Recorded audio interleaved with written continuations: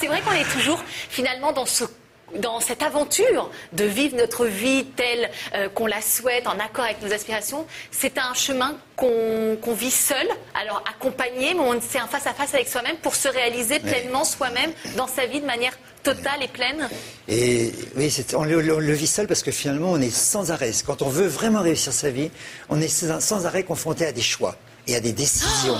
Et si je commence, pour organiser ma vie et aller vers mes rêves, si je commence à demander l'avis de droite, de gauche, etc., je ne vais plus rien faire, je vais être complètement parasité avec des gens qui vont me dire « Ouh là là là là, mais attention, ouh là là là là, mais faut pas aller là, ouh là là, mais ça c'est... » Et du coup, et là, effectivement, il vaut mieux pour le coup être seul, se fermer, se boucher les oreilles et d'accepter cette solitude qui est difficile. Et c'est pour ça que la grande différence entre le coaching, enfin dans tous les cas, le coaching, ce n'est pas répondre aux questions, de dire si la personne doute, il faut que tu fasses comme ça. Non, c'est de l'aider à trouver ses propres réponses, seul.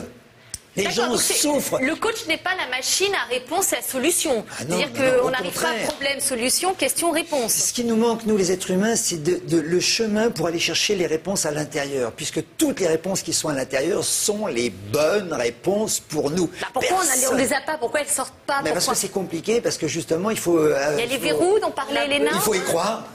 Vous parliez de potentiel, il faut y croire. Et quand on dit nous avons un énorme potentiel, il est là, dans cette faculté justement à trouver les bonnes réponses.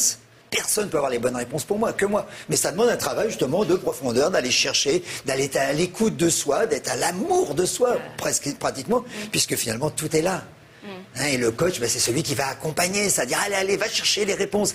Et quand la personne les trouve, c'est extraordinaire, extraordinaire. C'est vrai qu'on est dans un quotidien qui nous capte.